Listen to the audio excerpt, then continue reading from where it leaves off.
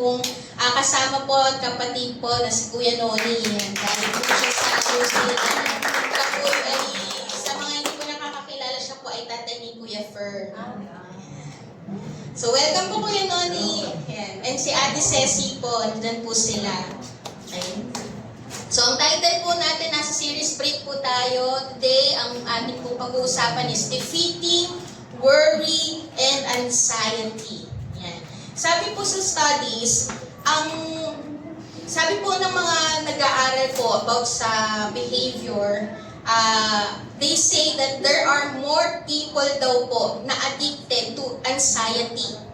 Mas marami daw po na addicted sa anxiety kaysa sa iba't ibang addiction kinumbine. Kasi halos lahat po ng mga tao, mapakristyano man o hindi, madalas ito po yung nagiging battle nila sa kanilang isip.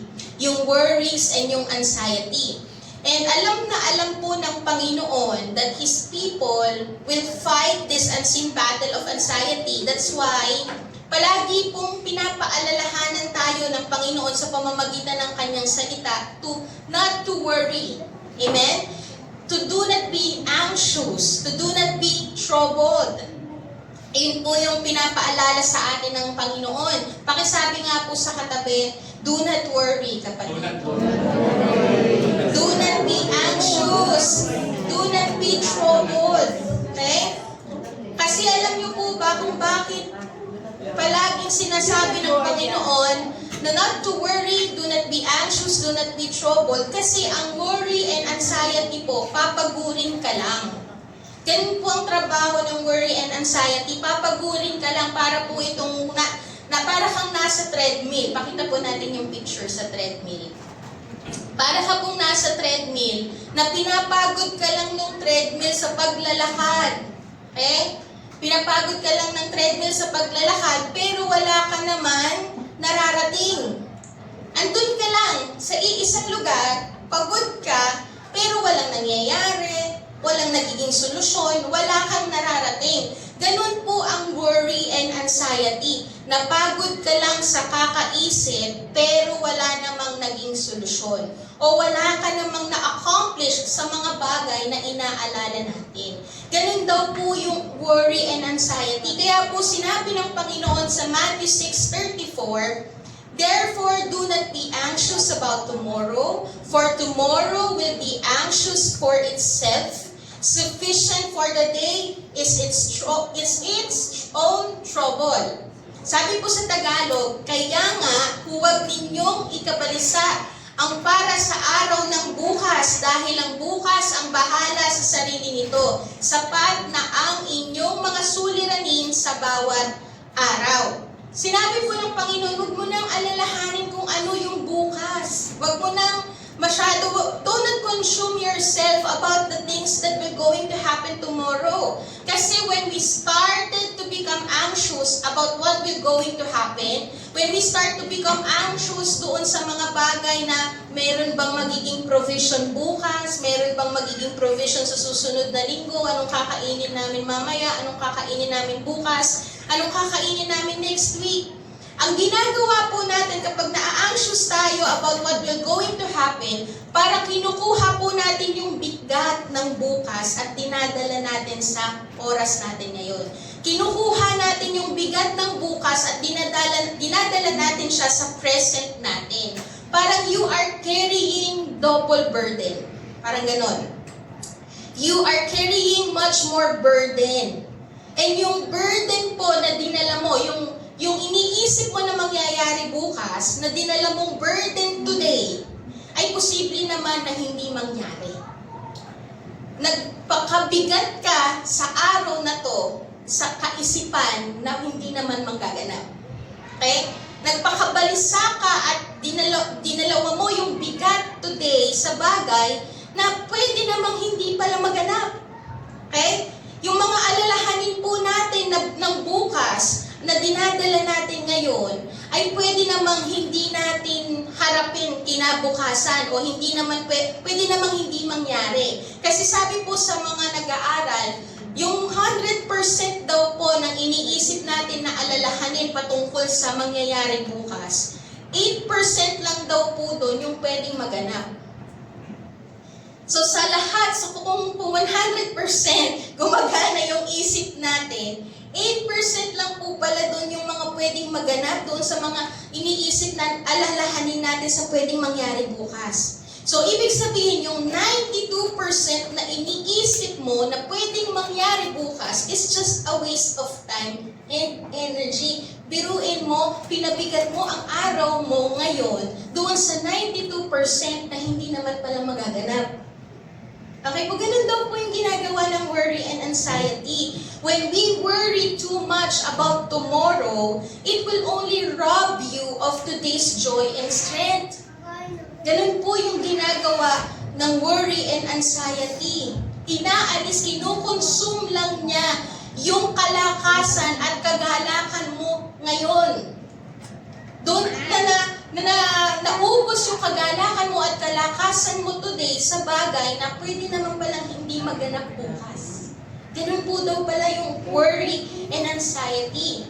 And ang sabi po sa Philippians 4:6, sabi po doon, do not be anxious about anything, but in everything by prayer and supplication with thanksgiving, let your request be made known to God. The word anxious po dito sa Philippians 4:6, it comes from the Greek word merimnao. Pakisabi po merimnao. Ito po ay comes from the root word merizo, which is to tear, to rip apart, to divide, to separate, and nuos, which is the mind. So, ibig sabihin po, pagka ikaw daw ay may anxious mind, yung isip mo nahahati sa dalawa. Sa pilitang hinahati ng mga alalahanin, ganun daw po yung anxious mind. Yung may anxious mind, yung mga alalahanin ng buhay ay sa pilitang hahatiin ang isipan mo, kaya nahihirapan ka. Parang alam mo yun, nasasaktan ka sa bagay na hindi naman pala mangyayari. Nire-rip apart yung isipan natin. An anxious mind is a divided mind. Ganun po ang anxious mind daw. Divided ang isip niya, hati ang isipan niya doon sa pangako ng Panginoon at sa realidad na nangyayari sa buhay nila ngayon. Nahahati sila, maniniwala ba ako sa sinasabi ng Panginoon kung ito yung nakikita ng aking mga mata?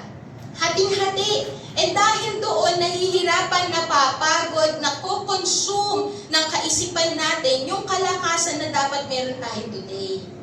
Ganun po yung anxious mind. Hindi mo alam kung saan ka ba magtitiwala at sasandal, sa nakikita mo o sa sinasabi ni Lord. Sa nakikita ng mga mata mo ngayon o sa sinasabi ng Panginoon na gagawin niya sa sitwasyon mo. Sinasabi ni Lord, maglingkod ka sa akin. Iyon yung sinasabi niya. Pero merong biglang magsasabi sa iyo o magpapakita sa iyo ng deception, kapag naglingkod ka, magugutom ang pamilya mo. At yun ang nakikita mo. Diba? Nahahati ka ngayon, maglilingkod ba ako sa Panginoon? Kung ang nakikita ko ngayon ay pag hindi ako nagtrabaho, magugutom ang pamilya ko. Meron pang gagawing bulong si Satan na parang sobrang concerned siya sa'yo. Paano ka makakapaglingkod kung gutom ang pamilya mo? Palaging may ganon. Talagang gusto ni Satan na hatiin ang isipan mo at hindi ka matuon doon sa pangako at pinagagawa sa'yo ni Lord. That is being anxious. Kasi ang katotohanan naman po talaga, pwede ka pa rin naman magtrabaho nang hindi napapabayaan ang paglilingkod sa Diyos. Amen po ba? Pero ang palaging sinasabi ni Satan, huwag ka nang maglingkod, magtrabaho ka na lang kasi kapag naglingkod ka, mapapabayaan mo ang pamilya mo. Ganun palagi ang sasabihin ni Satan. Pero ang katotohanan, kaya mong magtrabaho at the same time hindi napapabayaan ang paglilingkod. Vice versa. Pwede kang maglingkod sa Diyos nang hindi mo napapabayaan ang trabaho mo. Amen po ba?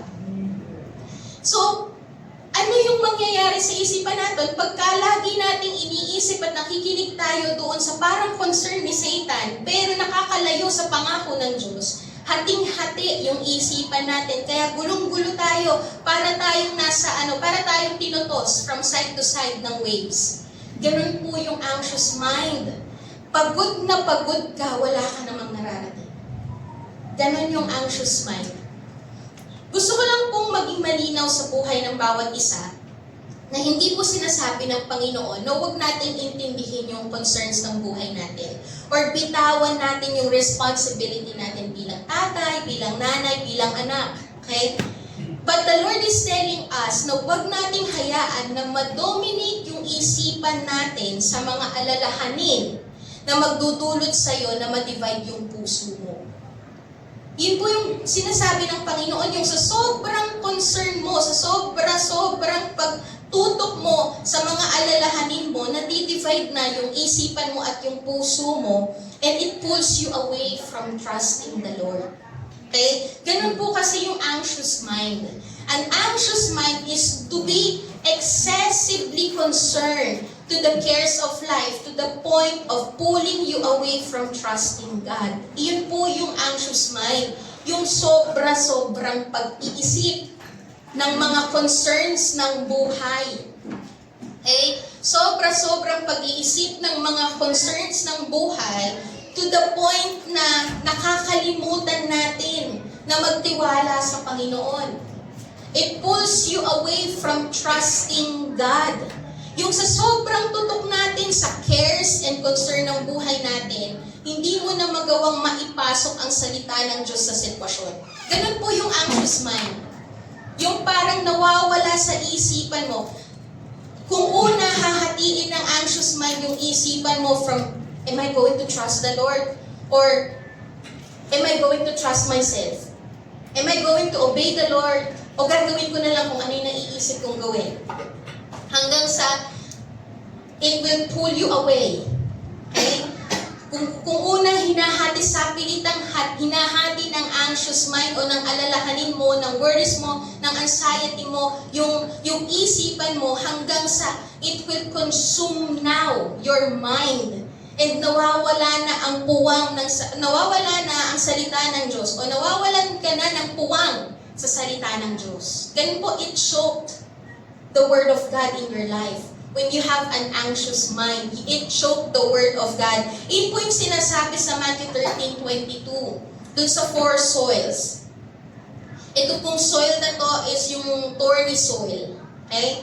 Ang sabi po sa Matthew 13:22, ang binhi namang nahulog sa may damuhang matinik na halaman ay naglalarawan ng mga taong dumirinig ng mensahe, ngunit dahil sa pagkabalisa sa maraming mga bagay at pagkahumaling sa kayamanan, sobra excessive yung pagiging concern, excessive yung pagtutok doon sa mga bagay dito sa mundo, sa mga concerns and cares of life.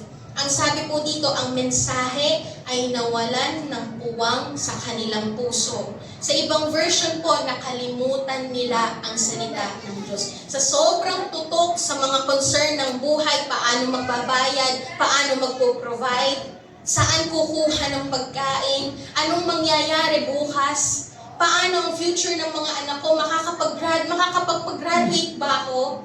Sa sobrang tutok ng ating isipan sa mga bagay na yon, nawawalan ng puwang ang salita ng Diyos. Nahihirapan na tayong ipasok ang salita ng Diyos sa sitwasyon natin at nawawala tayo doon sa pagtitiwala natin sa Diyos.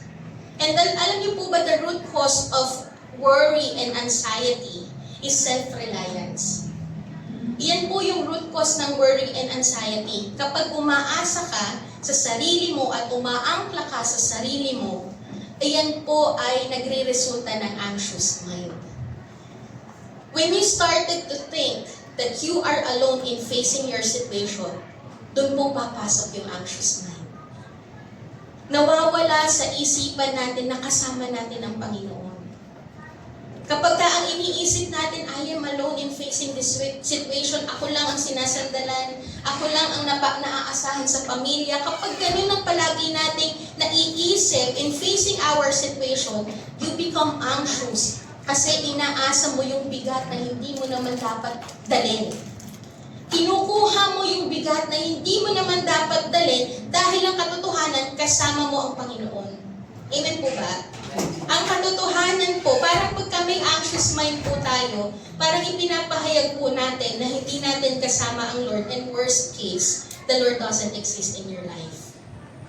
When we have an anxious mind. when we think that we are alone in facing our troubles, we are showing God that He doesn't exist. We are showing God that hindi natin siya kasama. Self-reliance. Kapag ka po nagiging anxious yung isipan natin, then you need to be aware na you are relying on yourself. We need to become aware na nakatutok tayo sa sarili natin at sa magagawa natin. Iyon po yung root cause. Bakit tayo nag-worry and na-anxiety? Okay? And yung security, we always worry. We always worry because we carry the weight that is not meant for us to carry. Yung mga bigat na hindi naman dapat natin dalhin, dinadala natin. Yung mga bigat na dapat na inilalagay natin sa kamay ng Diyos, tayo yung kumukuha. Okay? Kinukuha natin sa kamay ng Diyos yung mga bagay na dapat nating isinusuko sa Diyos. Ganun po kaya tayo nagkakaroon ng anxious mind. Kinukuha natin sa kamay ng Diyos yung mga bagay na dapat isinusuko natin sa kamay ng Diyos. For example na lang yung provision. Mag-e-end pa lang ang 2026, iniisip mo na kung paano ang provision nyo sa 2027. That is for tomorrow. That is for the future. Na dapat nasa kamay ng Panginoon, you surrender it in the hands of the Lord. Okay? Meron po ba tayong gano'n? Nakaka-relate po ba tayo? And I know na sometimes napapaisip tayo sa ganong bagay. Lalong-lalo na ngayon, di ba, sa sitwasyon po ng Pilipinas, ng bansang Pilipinas, sa buong mundo. Parang iniisip natin, sobrang advance na tayong mag-isip. 2026 pa lang, isipin na natin kung ano yung mangyayari ng 2027. Di ba? Minsan ganun yung nangyayari. Yung pagbabago ng asawa natin. Inilalagay natin sa kamay natin yung bagay na dapat na nasa kamay ng Diyos. Kasi hindi natin kayang baguhin ang asawa natin. All we need to do is tayo yung magbabago sa harapan ng Diyos. Amen po ba? Yung halimbawa na lang din po, yung mga bagay, ito po yung mga bagay that you carry na hindi naman pinapahawak ng Diyos sa'yo. You carry the weight that is not meant for you to carry. Yung hindi ka pa kinakasal, iniisip mo agad baka maghiwalay kayo. Diba? Yung mga ganon. Yung resulta ng grades, nasa kamay po yun ng Panginoon. Kung nag-aral kang mabuti, huwag mo nang isipin yung magiging resulta, ilagay mo yun sa kamay ng Diyos. Ang trabaho mo mag-aral mabuti, ang resulta ng iyong ginawang paglilibor, nasa kamay ng Diyos. Amen po ba? Yung future ng company na pinagtatrabahuhan natin, nandun tayo sa trabaho at ang iniisip natin, baka magsara yung future, baka magsara yung company na pinagtatrabahuhan ko. Ang advance natin mag-isip. Di ba? Baka bumagsak yung company na to. Di ba? Ganun agad tayo mag-isip. Masyado tayong advance, napaka-advance nating mag-isip. Kaya na-anxiety tayo. We are so worried and anxious because of self-reliance. And we are always thinking of the security of our future na dapat inilalagay natin sa kamay ng Diyos. Amen po ba? Hindi ko po sinasabing huwag tayong mag-save. Hindi ko po sinasabi na maging waldas tayo sa mga pagpapala ng Panginoon na binibigay sa atin today kasi the Lord will provide tomorrow. That's foolishness naman. Okay? You need to save pa rin when it comes to provision or when it comes to money. So how to defeat worry and anxiety? Paano nga ba natin magagabi ang worry and anxiety? Through the Word of God. Salita pa rin po ng Panginoon. Kasi yung worry, yung mga bagay na naiisip natin, okay, na alalahanin about tomorrow, is hindi naman, na sinasabi natin na hindi naman talaga mangyayari bukas. That is the deception of the enemy. Deception po yun ng kaaway na kailangan mong labanan ng salita ng Diyos because the only one who can defeat the lies is the truth. Ang kasinungalingan ay magagapi lamang ng katotohanan. So ang dapat na mangyari po sa buhay ng bawat isa, this unseen battle of anxiety. Ito yung pinakamahirap po kasi. Unseen battle to eh. Kaya parang nahihirapan tayong manalo. Pero the Lord has given us the power and the weapon for us to fight this unseen battle, and that is His Word. Kapag ka po ang isip natin ay nag-uumpisang mapuno ng alalahanin ng buhay, simulan nating alalahanin ang salita ng Diyos. Amen po ba? Kapag minsan may pagkakataon, napupuno ng alalahanin ng buhay mo, ang mas mangibabaw nawa sa ating buhay ay yung pag-alala sa salita ng Diyos. Amen po ba? Go back to the Word. Amen po? Amen. Sabi po sa Matthew 6:31-32, that will fight that self-reliance. Kung kanina yung root cause ng anxiety and ng worry is yung self-reliance, umaasa tayo sa sarili nating kalakasan. But the Lord is telling us in Matthew 6:31 kung paano lalabanan yung self-reliance na yun. Ang sabi po ng Panginoon, therefore do not be anxious, saying, what shall we eat or what shall we wear? For the Gentiles seek after all these things, and your heavenly Father knows that you need them all. In-address po ng Panginoon that we have a heavenly Father. Meron tayong tatay. Kanina po sinabi, ang tatay nagpo-provide. Iyan ang trabaho ng tatay. Kaya po ang isang anak na merong tatay na nagpo-provide, hindi mangangamba sa bukas niya. Amen po ba? Amen po? Hindi mangangamba sa kung ano yung kakainin niya bukas, hindi mangangamba sa kung makakapag-aral ba siya kasi provider ang tatay eh. Amen po ba? So sinasabi po dito kung yung mga earthly father natin ay provider, much more yung heavenly father natin. Hindi po siya nagbibigay ng mga bagay na kasasama natin dahil mabuti ang ating Diyos Ama. Amen po ba? You do not need to worry and think that you are facing your situation alone because you have a heavenly Father. Amen po ba? Hindi mo hinaharap ang mga sitwasyon mo kasi may tatay ka. Pakisabi po sa katabi, may tatay ka. Ang sarap mong magkaroon ng tatay. Oh, naiiyak ako. Joke lang. Sabi nga, di ba, the Lord is the Father to the fatherless. Pero the Lord is telling us, you are not facing your battle alone because you have a heavenly Father. Amen? Amen. And ang sarap po, you are protected. Ayun po yung gampanin ng tatay, provider, protector. Yun ang gampanin ng tatay eh. So, if you will always remind yourself that you have a heavenly Father, then you are protected. Then there is provision. Amen po ba? Amen? You have a heavenly Father, that's why you are not facing this situation alone. Do not carry the weight na hindi naman pinadadala sa atin ng Panginoon kasi tatay natin siya. Amen po ba? We can take comfort on the truth that you have a heavenly Father that knows everything that we need.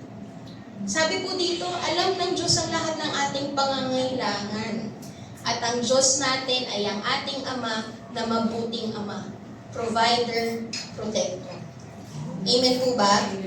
You need to always remind yourself of this truth that you have a heavenly Father that knows everything that we need.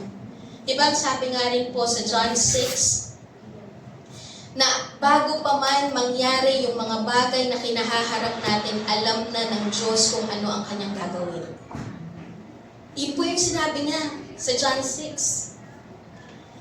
So bago pa man po natin kailanganin yung mga bagay na kailangan natin bukas, andoon na yung provision ng Panginoon na kahanda na because He is all-knowing. Amen po ba? Amen. And ang sabi po sa 1 Peter 5:7, cast all your anxiety on Him because He cares. He doesn't just know everything that you need, but He cares for all your needs. Amen? He truly cares. Sabi po, cast all your cares. Pag cast is yung talagang ibabato mo sa Panginoon. Yung casting the nets. Talagang buhos ang pagbato, that is casting the nets. Wala kang ititira sa bangka. Nasa, talaga lahat? Dagat. You are casting it all. Wala kang ititirang dadalhin.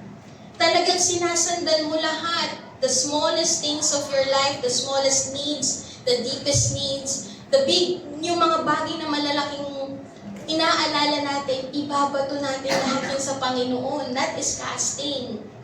Okay? Casting all your anxiety. Sinasabi ng Panginoon, if you are carrying the burden that God, that is not meant for you to carry, sabi ng Panginoon, do not carry it. Cast it all to me. Because I care. Yun po yung sinasabi ng Panginoon, cast it all to Him through prayer. And ito po yung pangako ng Panginoon na napakasarap pong hawakan sa Psalm 68:19. Ano po yung sabi sa Psalm 68:19? Purihin ang Panginoon, ang Diyos nating nagliligtas, dinadala araw-araw ang pasanin nating hawak. Hindi mo kailangang isipin ang bukas kasi sa bawat araw nandoon ang Panginoon, dinadala ang pasanin natin. Amen po ba? Ang sarap pong isipin na dinadala ka ng Panginoon araw-araw. God carries you. He carry you through. Alam niyo po yung sinasabi sa Isaiah 40 that you soar on wings like eagle. The youth faint, okay? They get tired.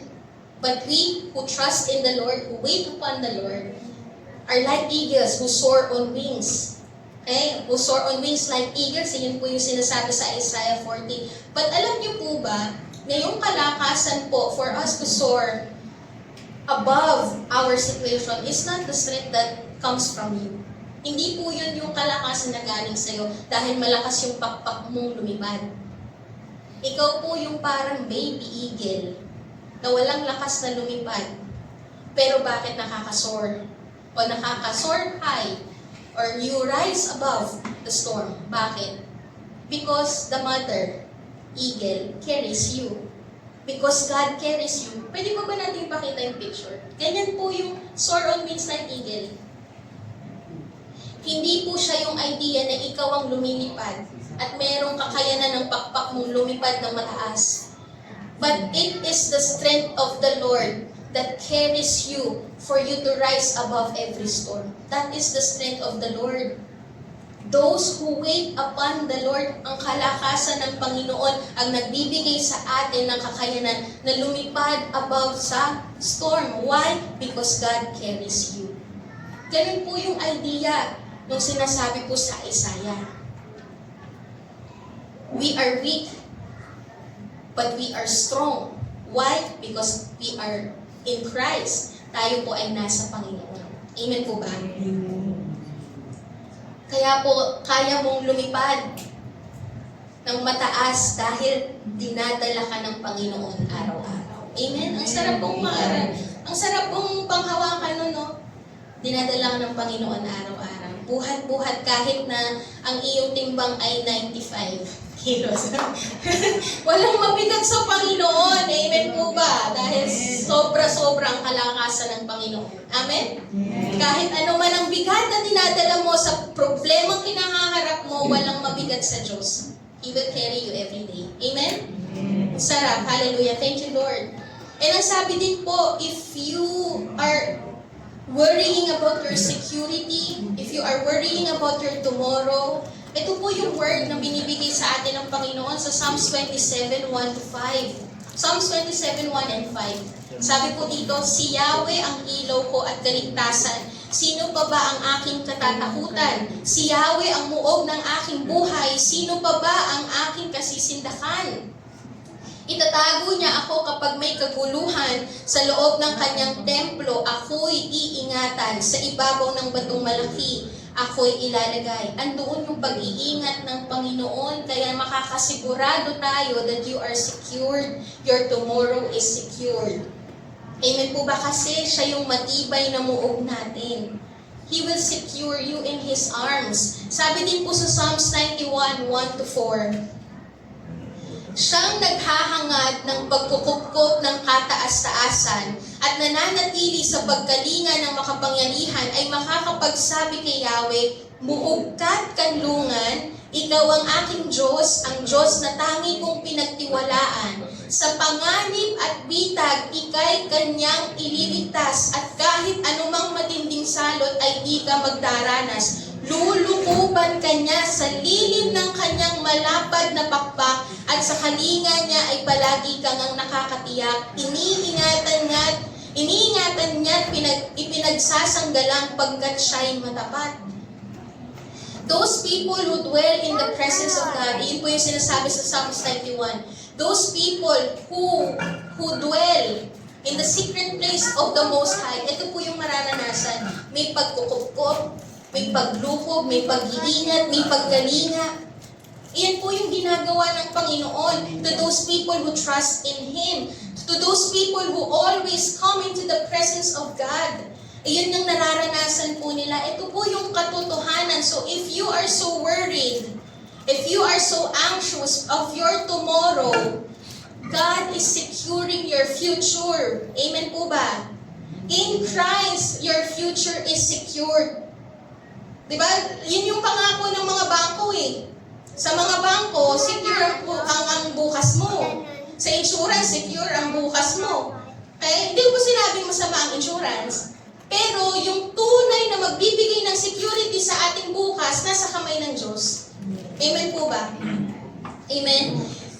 So if you are thinking, because you are so anxious dahil you always rely on yourself, nandoon yung pag-angkla natin sa ating mga sarili, God is reminding us we have a Heavenly Father who will carry our burdens. Amen? Iyan po yung pangako, yun yung katotohanan na dapat nating pinanghahawakan. Kapag na-anxious ka kasi alam mo na umaasa ka sa sarili mong kalakasan, remind yourself, we have a Heavenly Father who will carry our burdens. Amen? And if you are worrying about tomorrow, we are secured in the arms of our Father. Amen? Hallelujah. Yun po yung katotohanan na sinasabi ng Panginoon. And pangalawa po yung sinabi po sa Philippians 4:6-7. Hindi ko po nailagay dyan. Pwede ba natin i-flash? Philippians 4:6-7. Ang sabi po doon, do not be anxious about anything, but in everything by prayer and supplication, with thanksgiving, let your requests be made known to God.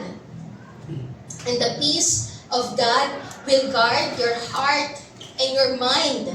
Iyon po yung mangyayari po sa buhay natin. Kapag daw tayo ay lumalim sa pananalangin, nakita natin yung kahalagahan ng pananalangin, nakita natin yung kapangyarihan kapag tayo ay nananalangin, the peace, pag tayo ay lumalim sa pananalangin, the peace of God which surpasses all understanding will guard our hearts and our mind. Meron pong nangyayaring shifting, divine shift in our life when we started to enter into the presence of God through prayer.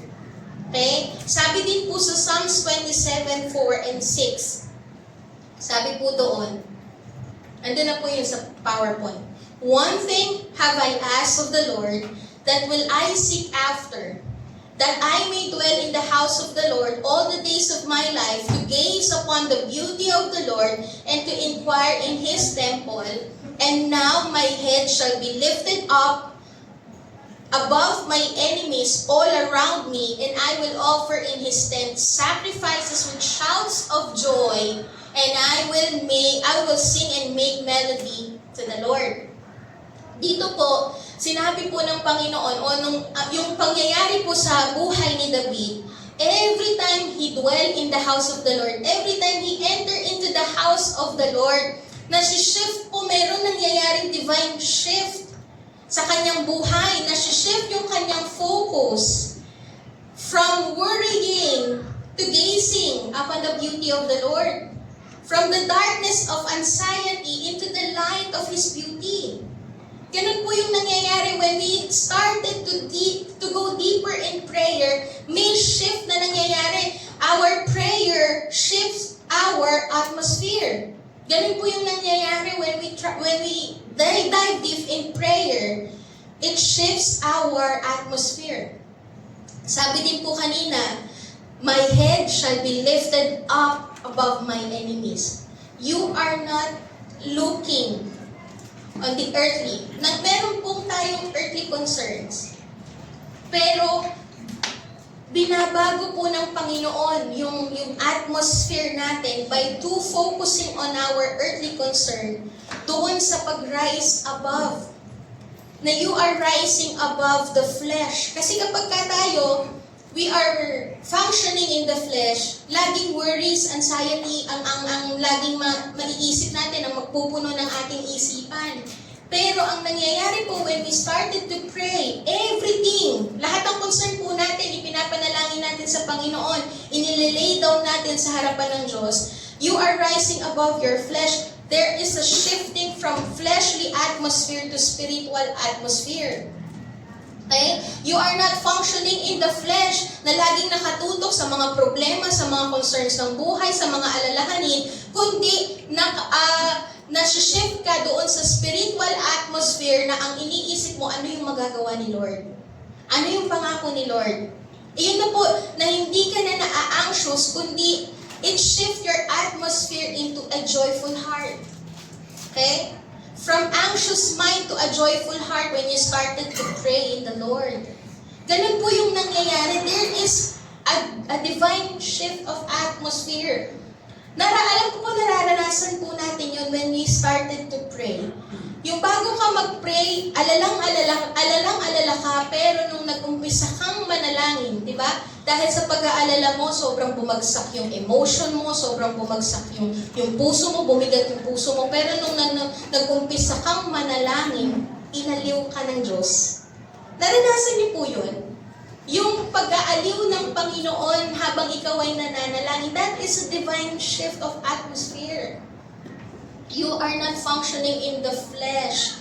Hindi ka na nagpa-function doon sa nangyayari sa concern ng buhay mo. Hindi na nakatutok yung isipan mo sa yung mga concern ng buhay, kundi nakatutok ka na sa Panginoon. Kaya it shift now from your anxious mind to a joyful heart. Yan po yung nangyayari. When you stop praying kasi, mas nangingibabaw yung flesh.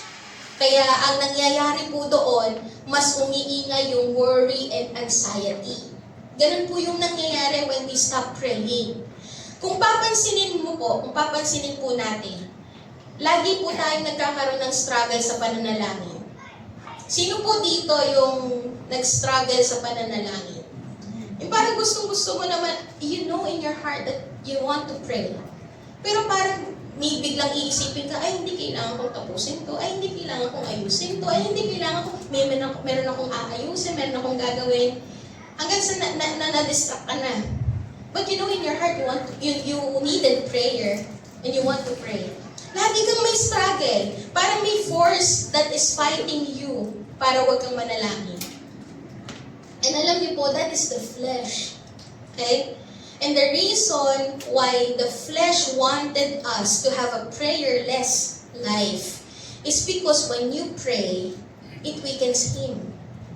Kapag ikaw ay nag-umpisang manalangin, pinapahina mo yung flesh mo and sinasubmit mo yung flesh mo, it loosens its grip and power.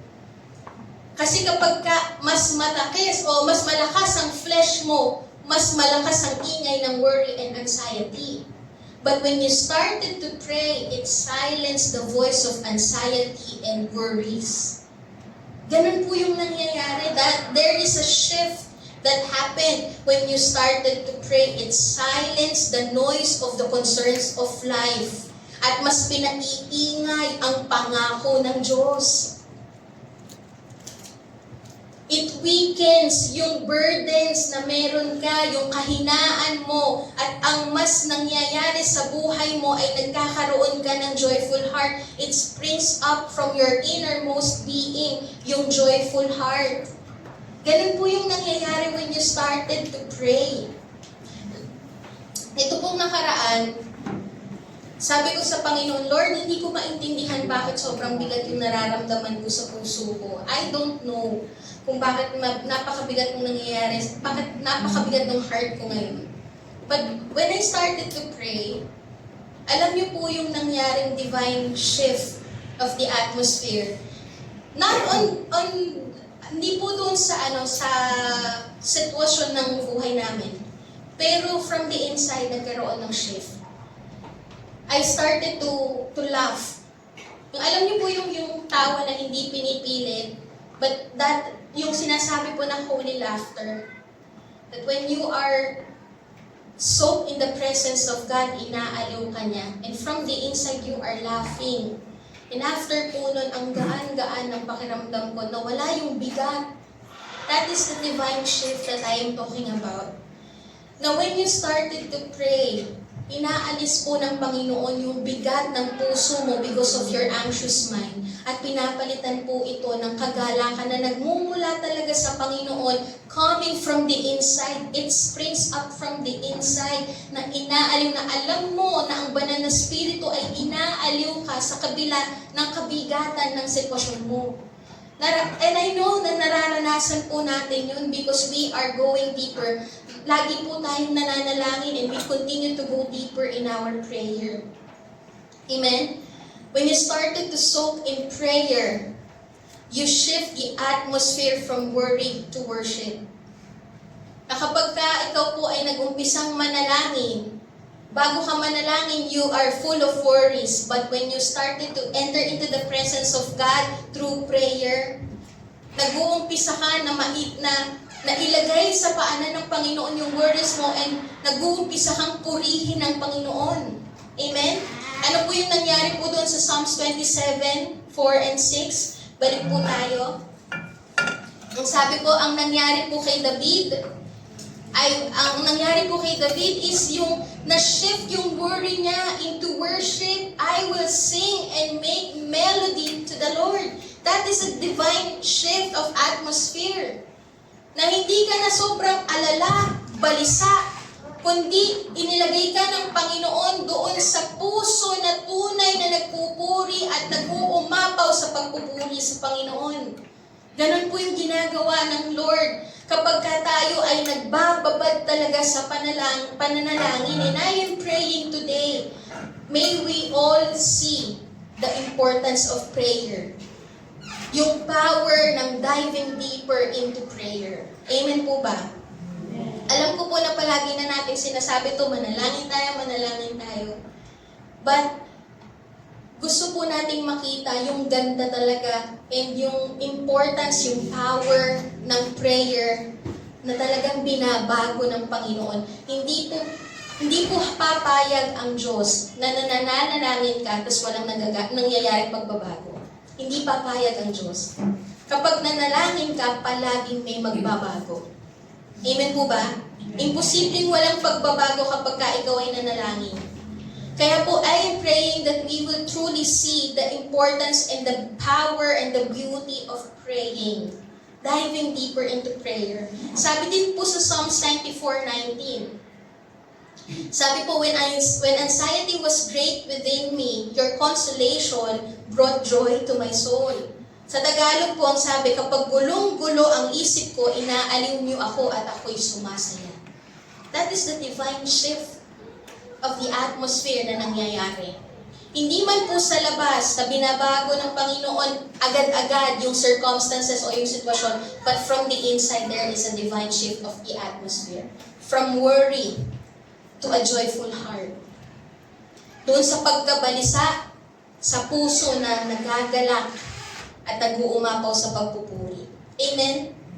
And sa panalangin po yun nangyayari. When you enter into the presence of God, you are rising above your earthly emotions and thoughts and started to experience that joy springing up from your spirit. Iyan po yung nangyayari. Pwede ko po bang tawagin ang worship team?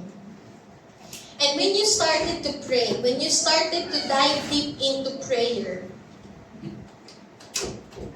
ang sabi din po sa Philippians 4:6, the peace that transcends all understanding, guard your heart and your mind. Divine shift of the atmosphere. And hindi lamang po nagkakaroon ng divine shift of the atmosphere, pero may shift of our focus. Kung kanina po we are too much relying on ourselves, na lagi tayo nakarely, nakaasa, nakaangkla sa sarili natin.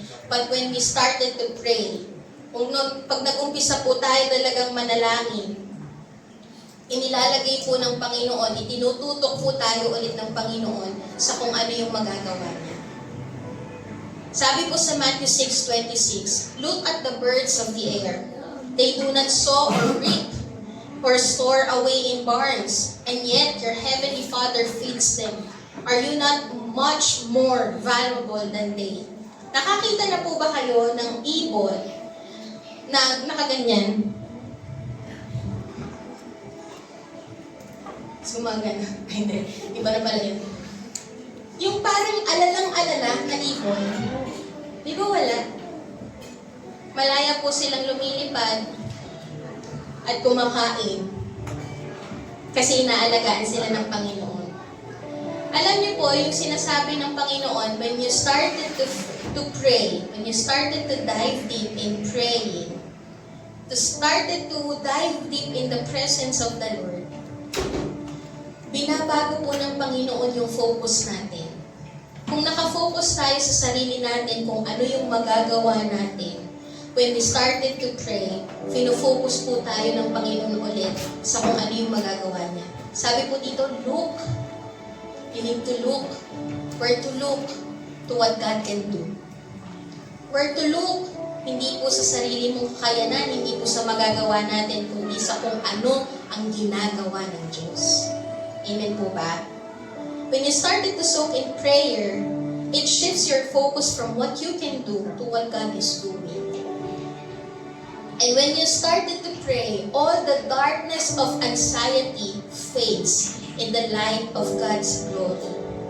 Sabi po kanina, nung pumasok daw po sa presence ni Lord, si David, all the anxieties and the worries, kasi sobrang tindi ng worry and anxiety ni David dahil matindi yung pagsalakay sa kanya ni Saul.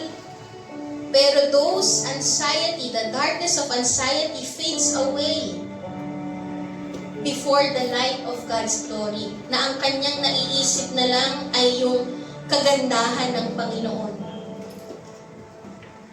Anxious mind po is focused on self. But peaceful mind is fixed on Jesus. If you want to have a peaceful mind, let your focus be fixed on Jesus. Let your eyes be fixed on Jesus. Rest in the character of the Lord. Hindi po sa kung ano yung nangyayari sa paligid natin, kundi sa kung ano yung kaya gawin ni Lord. Sabi din po sa Isaiah 62:3, "You keep him in perfect peace whose mind is stayed on you because he trusts in you." Yung talagang nakatuon ang kanyang isipan, ang kanyang mga mata sa Panginoon. Dahil nagtitiwala po siya sa kung ano yung magagawa ng Diyos. And I am praying po today, this morning, may the Lord truly take away that anxious mind, that worries na nagpapabigat sa ating buhay. And today, the Lord is inviting us, start to have a divine shift through prayer, through entering into the presence of God, through focusing on Him. Let your spirit be still. Let your heart and your soul be still in the presence of God. Kasi si Lord ang magbubuhat sa'yo. And when you started to enter into the presence of God, those anxious thoughts that burdens your heart will turn into dancing, will turn into rejoicing, will turn into a joyful heart. Kung gusto po natin na magkaroon ng peaceful mind and joyful heart, let us start to focus our eyes on the Lord. Pwede ko po bang anayahin ng bawat isa na tayo po ay